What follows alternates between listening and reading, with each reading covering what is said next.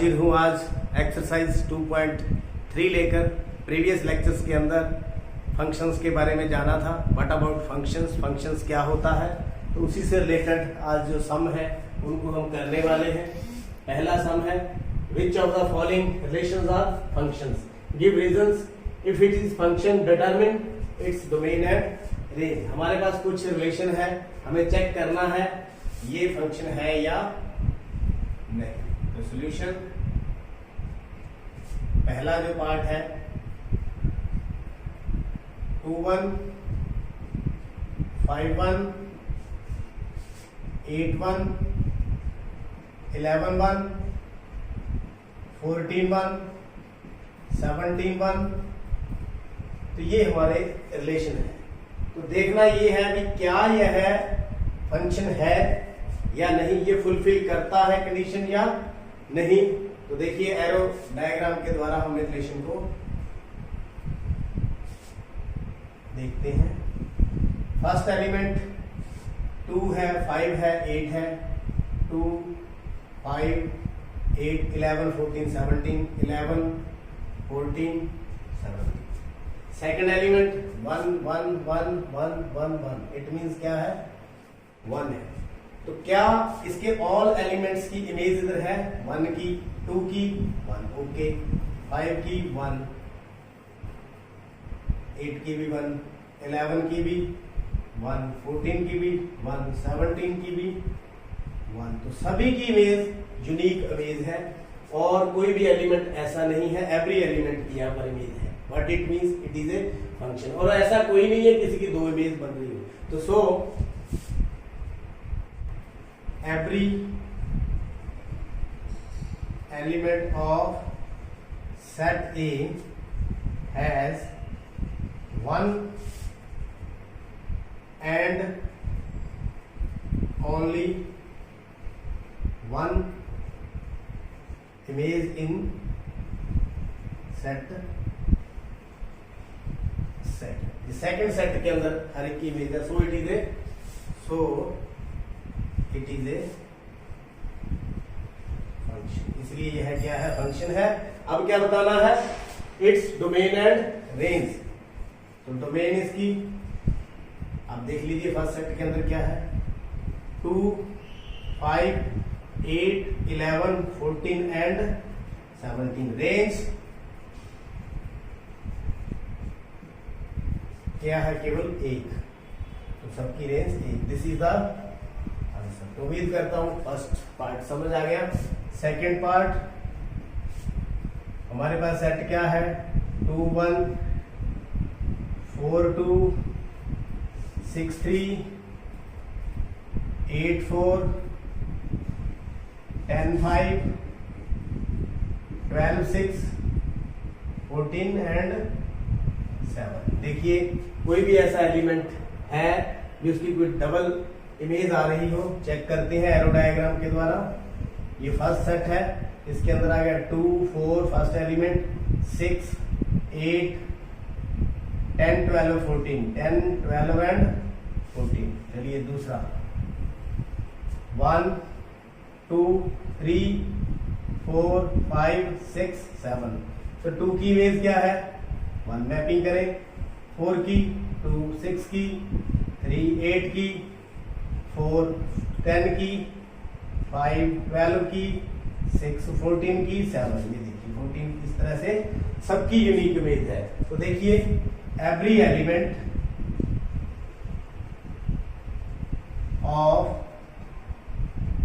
First set has one and only one image in second set. So it is a, ये देख रहे हो आप, हर एलिमेंट इसके साथ जुड़ा हुआ है, सबकी एक यूनिक इमेज है, that is only one. So it is a function. इसकी डोमेन 2 4 6 8 10 12 एंड 14। और range 1 2 3 4 5 6 and 7। This is the answer. तो थर्ड पार्ट रह गया है, उसको भी चेक कर लेते हैं।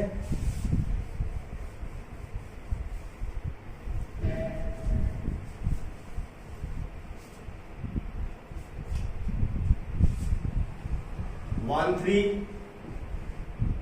1 5 2 5। वैसे ये देखो 1 की 2 इमेज बन रही है 3 और 5। एरो डायग्राम के द्वारा हम देखते हैं 1 और 2, इधर क्या है 3 और 5। 1 की इमेज 3 भी है, 1 की इमेज 5 भी है, 2 की इमेज 5 भी है। यहां से तो कोई दिक्कत नहीं है 2 की इमेज आ जाए, लेकिन 1 की 2 इमेज नहीं हो सकती। एक चीज 2 फंक्शन नहीं कर सकती। So it is hence every element of set first does not have one and only one image in set second। ये देखो 1 की 2 इमेज बन रही है। So it is not a function. मेरे ख्याल में और क्लियर हो गया होगा। दोबारा से बता दूं, इसकी यूनिक इमेज होनी चाहिए केवल एक, और सारों की इमेज होनी चाहिए, तो उसको क्या बोलते हैं फंक्शंस। तो पहला सम हमारा पूरा। Second sum domain and range से संबंधित है। Find the domain and range of the following real functions. First है f(x) is equal to -x modulus. पहले तो हमें सीखना होगा मॉडुलस फंक्शन। मॉडुलस फंक्शंस को हम इस प्रकार से लिखते हैं जैसे ये हमारे लिख रखा है। इसका मीनिंग क्या होता है, कोई भी हम इसके अंदर नेगेटिव वैल्यू दें। Let us suppose x is equal to -5, तो इसका आंसर कितना आएगा 5। अगर 5 दें तो भी आंसर कितना आएगा 5। मतलब क्या है, नेगेटिव वैल्यूज का जो मॉडुलस होता है वो भी प्लस में होता है, और प्लस का तो प्लस होता ही है। कहने का भाव मॉडुलस हमेशा क्या होता है, पॉजिटिव वैल्यूज ही इसके अंदर से निकलती है। तो यहां हमारे पास माइनस का मॉडुलस x, तो कौन सा है रियल फंक्शंस, मतलब real values.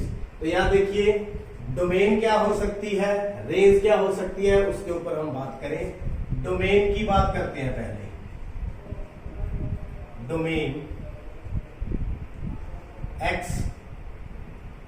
x belongs to real, x belongs to real number, या यूं कहें कि जो डोमेन है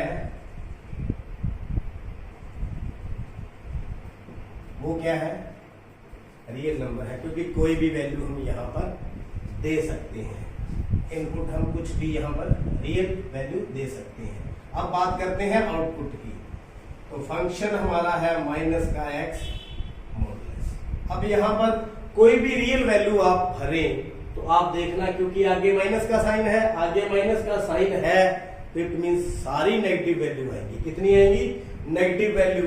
तो जो भी आप इनपुट देंगे और आउटपुट क्या आएगी negative. What it means, range फिर क्या होगी -∞ से लेकर 0।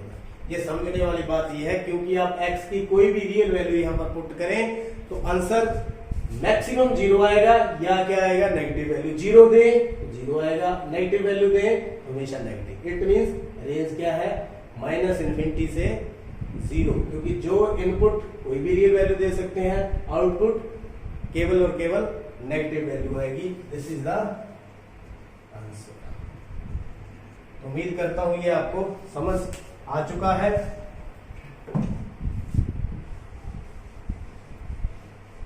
अब है हमारा सेकंड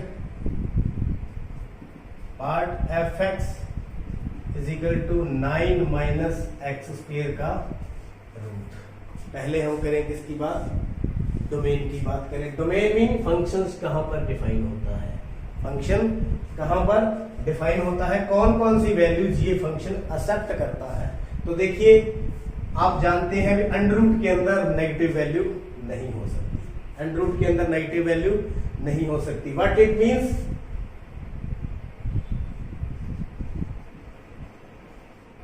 कैन नाइदर बी।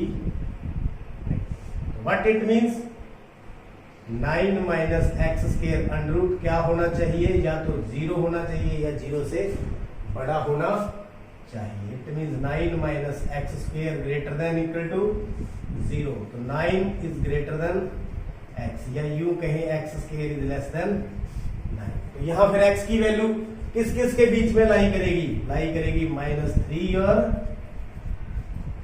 3 के बीच में। यहां पर फंक्शन डिफाइन होगा। अगर x की वैल्यू -3 और 3 के बीच में रहती है तो ये पॉजिटिव रहेगा, अन्यथा क्या रहेगा, नेगेटिव रहेगा। और नेगेटिव का अंडर रूट नहीं हो सकता, नेगेटिव का अंडर रूट नहीं हो सकता। तो इट मींस डोमेन हमारी क्या है, यू लिख सकते हैं x belongs to R and value of x lies between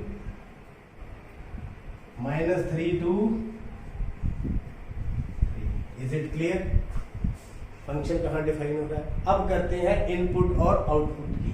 अब आउटपुट मतलब हम रेंज की बात करेंगे इसी फंक्शन की। ये देखिए is equal to 9 minus x square का अंडर रूट, यानी y is equal to 9 minus x square, यानी कि ये है आउटपुट। इनपुट हमारे पास डोमेन कितनी है, -3 से लेकर 3 तक, यानी x की वैल्यू -3 से लेकर के 3 के बीच में है। तो फंक्शन जो हमारा y है, और इसकी वैल्यू कितनी होगी, आउटपुट देखें -3 पुट करें, -3 का स्क्वायर 9, 9 माइनस 9 0। अगर मान लो 0 पुट करें तो 9 माइनस 0 9, 9 का अंडर रूट 3। मतलब जो आउटपुट है वो 0 और 3 के बीच में ही लाई कर रही है। इट मींस रेंज कितनी होगी हमारी, fx या यूं कहें इज इक्वल टू y, और y बिलोंग्स टू R, और y की जो वैल्यू है वो 0 और 3 के बीच में। ये आपका आंसर। तो y जो है फंक्शन है उसकी वैल्यू 0 और 3 के बीच में रहेगी। तो ये आपकी रेंज रहेगी। तो उम्मीद करता हूं दोनों जो पार्ट्स है इसकी रेंज और डोमेन आपको अच्छी तरह से समझ आ चुकी होगी। आपका बहुत बहुत धन्यवाद।